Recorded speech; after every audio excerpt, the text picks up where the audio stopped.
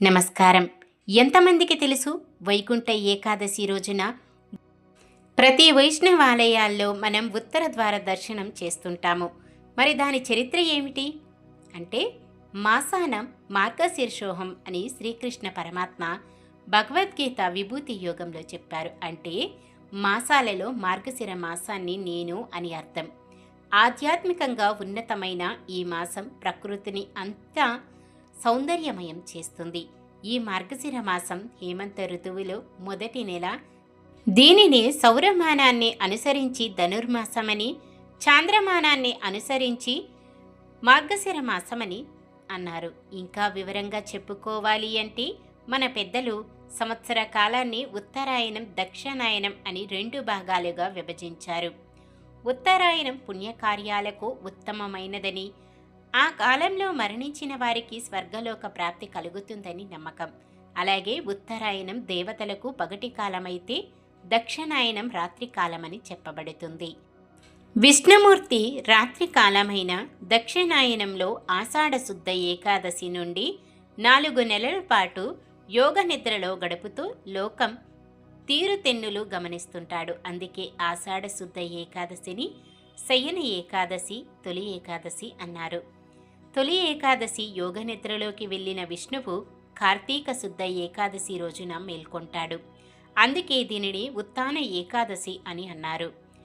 తిథులన్నింటిలో పవిత్రమైనదిగా చెప్పబడేది ఏకాదశి. ఏకాదశి అంటే తిథులలో 11వది. ప్రతి నెలలో శుక్లపక్షంలో 1, కృష్ణపక్షంలో 1 చొప్పున 2 ఏకాదశులు వస్తుంటాయి.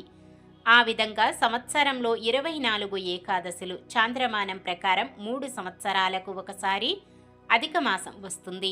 అలాంటప్పుడు 26 ఏకాదశులు వస్తాయి. ప్రతి ఏకాదశి ఓ పర్వదినమనే చెప్పవచ్చు. అసలు ఏకాదశి ఆవిర్భావం కొన్ని విచిత్రమైన పరిస్థితుల మధ్య ఏర్పడింది. పూర్వం మృదుమన్యుడు అనే రాక్షసుడు శివుని గురించి తీవ్రమైన తపస్సు చేసి ఆ స్వామిని మెప్పించి స్త్రీ పురుషుల నుండి తనకు మరణం లేకుండా ఉండేటట్లుగా వరాన్ని పొందాడు. వరాన్ని అనుగ్రహించిన శివుడు అయోనిజ అయిన స్త్రీ చేతిలో మరణం తప్పదని చెప్పాడు.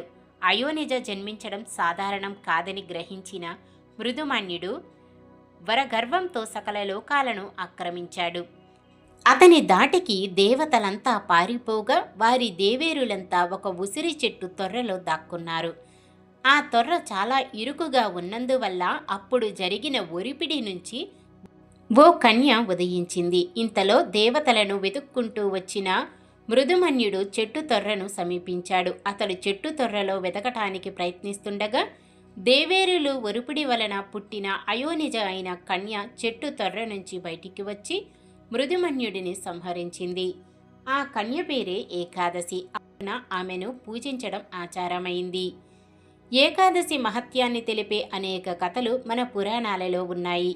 ఆ కథలలో రుక్మాంగదుని కథ ఒకటి. పూర్వం రుక్మాంగదుడు అనే రాజు చక్కగా పరిపాలన చేస్తూ ప్రజలను కంటి పాపల వలె చూసుకుంటుండేవాడు. ప్రజలు కూడా ధర్మవర్తనులై జీవిస్తుండేవారు. ప్రతిఫలంగా పాపులు బాగా తగ్గడం వలన యమునికి పని లేకుండా పోయింది. పాపుల కోసం యముడు చిత్రగుప్తునితో కలిసి ఓ పన్నాగం పన్నాడు. ఆ పథకం ప్రకారం రంభ మోహిని వేషధారిణి అయి రుక్మాంగదుని వ్రతభ్రష్టుని చేయాలి. ఒకరోజు రుక్మాంగదుడు వేటకు వెళుతుండగా మార్గమధ్యలో తారసపడిన మోహిని రూపంలో ఉన్న రంభను చూసిన రుక్మాంగదుడు మహావేష పరవశుడై తనను వివాహమాడమని బ్రతిమాలాడు. అందుకు ఆమె ఎల్లవేళలా తన వశవర్తి అయి ఉంటేనే పెళ్లాడతానని నిబంధన పెట్టింది. అందుకు అంగీకరించిన రుక్మాంగదుడు ఆమెను వివాహం చేసుకున్నాడు. రుక్మాంగదుని వ్రతభ్రష్టుని చేయడమే ఆమె లక్ష్యం కనుక ఓ ఏకాదశి నాడు తనతో దాంపత్య సుఖాన్ని పంచుకోమని చెప్పింది. అందుకు రుక్మాంగదుడు వ్యతిరేకించాడు. అయితే దానికి ప్రతిగా అతని కుమారుడిని సంహరించమని ఆమె కోరింది. ఏకాదశి వ్రతాన్ని గొప్పగా భావించిన రుక్మాంగదుడు కన్న కొడుకును చంపడానికి నిర్ణయించుకోగా అతని భక్తికి మెచ్చిన విష్ణువు ప్రత్యక్షమై జరిగిన మోసాన్ని అతనికి వివరించి రుక్మాంగదునికి మోక్షం ప్రసాదించాడు. ఇక ఏకాదశులలో వైకుంఠ ఏకాదశి పర్వం సుఖ సంతోషాలను అందించే పర్వంగా భక్తజనులచే ఎంతో గొప్పగా జరపబడుతుంది. ఈ రోజున విష్ణువు 3 కోట్ల దేవతలతో భూలోకానికి దిగి వచ్చాడు. అందుకే ఈ పండుగ ముక్కోటి ఏకాదశి అని పిలువబడుతుంది. స్వామి భూలోకానికి దిగురావడం వెనుక ఓ ఉదాంతం ఉంది. కృతయుగంలో చంద్రావతి నగరం రాజధానిగా మురాసురుడు అనే రాక్షసుడు రాజ్యపాలన చేస్తూ దేవతలను విపరీతంగా పీడిస్తుండేవాడు. అతని హింసను తట్టుకోలేకపోయిన దేవతలు వైకుంఠానికి వెళ్ళి విష్ణుమూర్తితో మొరపెట్టుకున్నారు. దేవతల అభ్యర్థనలను ఆలకించిన విష్ణువు వైకుంఠం నుంచి దిగి వచ్చి మురాసురుడిని సంహరించారు. ఆ సంహారం ఏకాదశి నాడు జరిగినందువల్ల ఈ రోజుకి వైకుంఠ ఏకాదశి అనే పేరు వచ్చింది. విష్ణు ఆలయాల్లో వైకుంఠ ఏకాదశి పండుగను అత్యంత ఘనంగా నిర్వహిస్తారు. ఈ రోజున విష్ణువు దేవాలయాలలో ఉత్తర ద్వారాన్ని తెరిచి ఉంచుతారు. ఈ ద్వారాన్నే వైకుంఠ ద్వారమని పిలుస్తారు. ఆ రోజున భక్తులు సూర్యోదయానికి ముందే నిద్రలేచి కాలకృత్యాలను స్నాన సంధ్యాలను ముగించుకొని విష్ణు ఆలయాలలో ఉత్తర ద్వార దర్శనం ద్వారా ప్రవేశించి స్వామి దర్శనం చేసుకొని ప్రదక్షిణలు చేస్తుంటారు. ఈ ప్రదక్షిణని ముక్కోటి ప్రదక్షిణ అంటారు. ఈ రోజున వైకుంఠ ద్వార దర్శనం చేయడం వల్ల సకల పాపాలు నశించి మోక్షం లభిస్తుంది. వైకుంఠ ఏకాదశి ప్రాశస్త్యాన్ని గురించి ఒక కథ చెప్పబడుతుంది. మహాప్రళయం జరిగింది. ప్రళయానంతరం నీటి మీద తేలుతున్న విష్ణు భగవానుడు మరలా సృష్టి చేయడాన్ని గురించి ఆలోచిస్తుండగా ఆయన ముందు పంచభూతాత్మకమైన అగ్ని, ఆకాశం, గాలి, నీరు, భూమి, బ్రహ్మాండం గోచరించింది. అనంతరం ఆయన బొడ్డులో నుండి ఓ తామర పువ్వు ఉద్భవించగా అందులో బ్రహ్మ ఆసీనుడై ఉన్నాడు. బ్రహ్మకు విష్ణు భగవానుడు మంత్రతంత్ర శాస్త్రాలను బోధించాడు. బ్రహ్మకు అన్ని శాస్త్రాలు అర్థమైనప్పటికీ జ్యోతిష్య శాస్త్రం అర్థం కాలేదు. ఈ విషయాన్ని బ్రహ్మ విష్ణువుతో మొరపెట్టుకోగా అప్పుడు స్వామి శ్రీరంగనాథుని రూపంలో తన భార్యలతో పరివార గణంతో ఓ విమానంలో దర్శనమిచ్చాడు. ఆ విమానం ఓంకార స్వరూపంలో ఉంది. అలా వచ్చిన స్వామి బ్రహ్మకు జ్యోతిష్య శాస్త్రాన్ని బోధించి తిరిగి వైకుంఠానికి వెళ్లేందుకు సమయత్తమయ్యాడు. అప్పుడు బ్రహ్మదేవుడు మానవులు కొలుచుకునేందుకై స్వామిని ఇక్కడే ఉండమని ప్రార్థించగా స్వామి విమానంతో పాటు విగ్రహాల రూపంలో కొలువయ్యారు. కొంతకాలం తరువాత ఆ విగ్రహాల విమానం సూర్యవంశ మూలపురుషుడైన ఈక్ష్వాకునికి బహుమతిగా ఇవ్వబడి కాలక్రమాన శ్రీరామచంద్రునికి చేరింది. రామావతారాన్ని ముగించే ముందు శ్రీరాముడు ఆ విమాన విగ్రహాలను విభీషణుడికి ఇచ్చి తనకు చేసిన సహాయానికి గుర్తుగా తను ఆ విగ్రహాలను ఇస్తున్నట్లుగాను వాటిని లంకకు తీసుకుని వెళ్ళి పూజాదులు చేయవలసిందిగాను, అయితే లంకకు చేరే వరకు విమాన విగ్రహాలను నేలపై పెట్టరాదని చెప్పాడు శ్రీరామచంద్రుడు. చెప్పలేనంత ఆనందంతో విగ్రహాలను అందుకున్న విభీషణుడు లంకా ద్వీపానికి బయలుదేరాడు. అయోధ్య నుంచి బయలుదేరిన విభీషణుడు కావేరీ నదీ తీరాన్ని చేరుకునేసరికి సంధ్యావందనం చేయవలసిన సమయమయ్యింది. వెంటనే కావేరీ తీరంలో స్నానము చేసి సంధ్యావందనం చేయాలనుకున్నాడు. అయితే విమాన విగ్రహాలను కింద పెట్టకూడదు కదా, ఎలా అని అటూ ఇటూ చూసిన విభీషణుడికి బాలబ్రహ్మచారి కనబడ్డాడు. విభీషణుడు ఆ బాలబ్రహ్మచారిణిని బ్రతిమాలి తాను సంధ్యావందనం చేసుకుని వచ్చేంత వరకు విమానాన్ని పట్టుకోమని ఉండవలసిందిగా చెప్పి సంధ్యావందనం చేసుకునుటకై వెళ్ళాడు. దానిని తీసుకున్న బాలబ్రహ్మచారి కొన్ని గడియలు మాత్రమే పట్టుకుంటానని, సమయం మించిపోతే కింద పెట్టేస్తానని చెప్పాడు. అలాగే విభీషణుడు తిరిగి వచ్చేసరికి సమయం మించిపోవడంతో ఆ బాలబ్రహ్మచారి విమానాన్ని కింద పెట్టేశాడు. అది అక్కడ భూమికి అతుక్కుపోయింది. ఇంతలో విభీషణుడు పరిగెత్తుకుంటూ రావడాన్ని చూసిన బాలబ్రహ్మచారి అక్కడకు దగ్గరలోని కొండపైనున్న వినాయకుడి గుడిలో దాక్కున్నాడు. కోపంతో ఊగిపోయిన విభీషణుడు వినాయకుని గుడిలోకి వెళ్ళి ఆ బాలబ్రహ్మచారి తలపై గట్టిగా ఒక మొట్టికాయ వేశాడు. ఆ దెబ్బకు బాలబ్రహ్మచారి తలపై సొట్టపడింది. ఇంతకీ ఆ బాలబ్రహ్మచారి సాక్షాత్తు వినాయకుడే. ఇప్పటికీ వినాయకుని విగ్రహంపై సొట్టను చూడవచ్చు. బాలబ్రహ్మచారి కింద పెట్టిన విమాన విగ్రహాలు కొలువైన ప్రాంతం శ్రీరంగంగా ప్రసిద్ధి చెందింది. బాలబ్రహ్మచారి దాక్కున్న కోవెల తిరుచ్చిలోని ఉచ్చి పిల్లయ్యార్ కోవెలగా ప్రసిద్ధి చెందింది. వినాయకుడిని తలపై కొట్టిన విభీషణుడు రంగనాథ స్వామి పాదాలపై పడి లంకకు తనతో రమ్మని ప్రాధేయపడ్డాడు. అయితే స్వామి అందుకు సమ్మతించక తాను అక్కడే ఉండిపోతున్నట్లు, సంవత్సరంలో ఒకసారి ఇక్కడికి వచ్చి తనను ఆరాధించవచ్చని చెబుతాడు. విభీషణుడు స్వామికి ప్రణమిల్లి లంకా నగరానికి వెళ్ళిపోతాడు.